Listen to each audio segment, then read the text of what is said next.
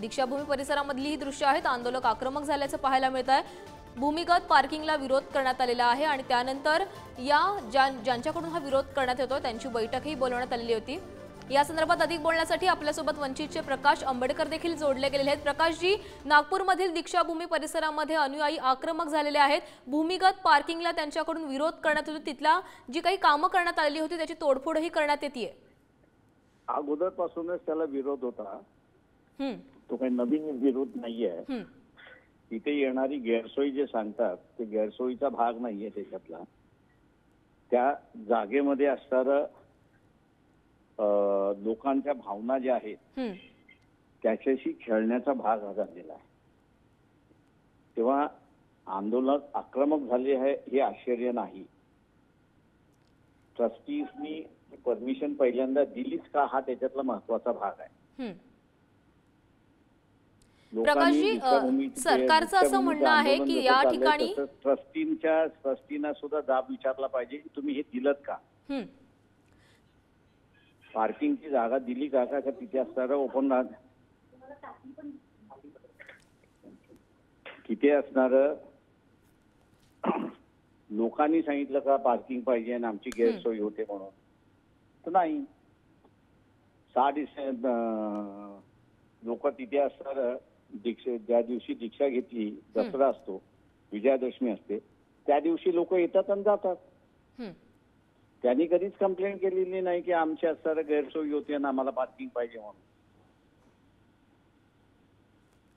त्याच्यामुळे असणारं हे पार्किंगचं नुसतं असणारं तिथे दिखावा आहे आम्ही असणारा म्हणतोय, पण लोकांच्या भावनेशी खेळण्याचा भाग आहे। तेव्हा जनता ही उद्याच्या असणाऱ्या ट्रस्टींना सुद्धा सवाल विचारेल, हा हे तिथे गैर आहेत। आता प्रकाश आंबेडकरजी, मात्र तुम्ही आता या अनुयायांना काही आवाहन करणार आहात का तुमच्याकडून? ते आम्ही त्यांना एवढंच सांगणार आहोत त्याच्यामध्ये की बा ते काम थांबवा, त्याच्यामध्ये शांतता राहू द्या आणि ट्रस्टीजना विचारा तुम्ही ही परमिशन का दिली म्हणून। प्रकाश आंबेडकरजी, आपण जर ही लाईव्ह दृश्य बघू शकताय तर ही मोठ्या प्रमाणामध्ये ही तोडफोड करण्यात येते। तुम्ही प्रशासनाशी काही चर्चा करून या संदर्भात पुढची कारवाई करण्याची किंवा हे कामकाज थांबवण्याची काही तुम्ही तुमच्याकडून काही मागणी करणार आहात का? ते लोकांचे असे, लोकांना तिथे असणारा पार्किंग नकोच आहे। ट्रस्टी फक्त तिथे असणारा सांभाळ करण्यासाठी आहे। त्यांनी कमर्शियलायझेशन कशाला करायचं तिथलं? लोकांचं कमर्शियलायझेशन करायला विरोध आहे तिथला। नक्कीच प्रकाशजी, धन्यवाद तुम्ही दिलेल्या सविस्तर प्रतिक्रियेसाठी। शासनाने दिलेली जागा जी आहे, तर या संदर्भात पुन्हा एकदा आपल्याशी बोलण्यासाठी एकदा काँग्रेसचे आमदार नितीन राऊत जोडले गेलेले आहेत। नितीनजी, नागपूरमधली ही दृश्य समोर येत आहेत। नागपूरमध्ये दीक्षाभूमी परिसरामध्ये आंबेडकर अनुयायी हे आक्रमक झालेले आहेत, तोडफोड करण्यात येते। तुम्ही त्या ठिकाणी जाऊन तिथल्या अनुयायांशी काही संपर्क साधण्याचा किंवा संवाद साधण्याचा प्रयत्न करणार आहात का? एक लक्षात घ्या की 14 ऑक्टोबर 1956 ला परमपूज्य डॉक्टर बाबासाहेब आंबेडकरांनी त्या ठिकाणी सर्व बौद्ध अनुयायांना दीक्षा दिलेली होती आणि त्या धम्माच्या दीक्षेचं स्वरूप दरवर्षी विजयादशमीच्या दिवशी त्या ठिकाणी यात्रेच्या रूपामध्ये होत असते। जवळपास 3 किलोमीटरचा रेडियस असलेला परिसर लोकांनी व्यापून जातो। 10 लाख लोकांपेक्षा जास्त लोक त्या ठिकाणी भेटी देत असतात। अंदाजे 5000 ते 10000 गाड्या त्या ठिकाणी लोक घेऊन येतात। मला एक सांगा की दीक्षाभूमीची ती जागा काही व्हॅकंट लँड नाही आहे, ती ओपन स्पेस नाही आहे आणि त्या ठिकाणी तुम्ही जर अंडरग्राउंड पार्किंग करतो म्हटला तर त्या लोकांना त्या ठिकाणी सामावून घेऊ शकणार आहात काय? मग हा खटाटोप कशासाठी चाललेला आहे?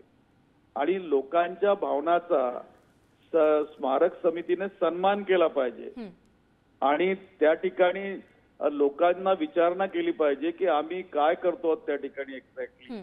त्यांनी लोकांच्या समोर त्यांचा प्लान तो जाहीर केला नाही, ठेवला नाही, लोकांना दाखवला नाही, लोकांच्या सूचना केल्या नाहीत, कुणी मागणी केली नाही।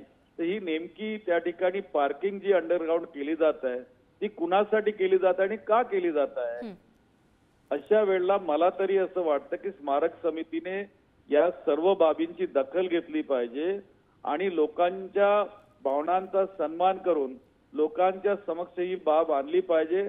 ताबडतोब प्रशासनाने तिथे काम थांबवलं पाहिजे. मी स्वतः आता विधानसभा सत्र सुरू असल्यामुळे मुंबईत आहे, पण नागपूरला गेल्यानंतर शनिवारी नागपूर जिल्ह्याचा माजी पालकमंत्री आणि आमदार या नात्यानं मी त्या ठिकाणी प्रत्यक्ष अधिकाऱ्यांसमोर भेट देईल आणि प्रशासनाला तशा सूचना करेल. नितीनजी, आज तुम्ही मुंबईमध्ये आहात, अधिवेशन चालू आहे. आजच्या दिवसामध्ये तुम्ही कोणी मंत्र्यांची किंवा मुख्यमंत्र्यांची भेट घेऊन हा मुद्दा त्यांच्यासमोर मांडण्याचा प्रयत्न करणार आहात का? मी स्थगन देतोय, स्थगन. माझा स्थगन प्रस्ताव जातोय आता. ओके, धन्यवाद नितीनजी तुम्ही दिलेल्या सविस्तर माहितीसाठी.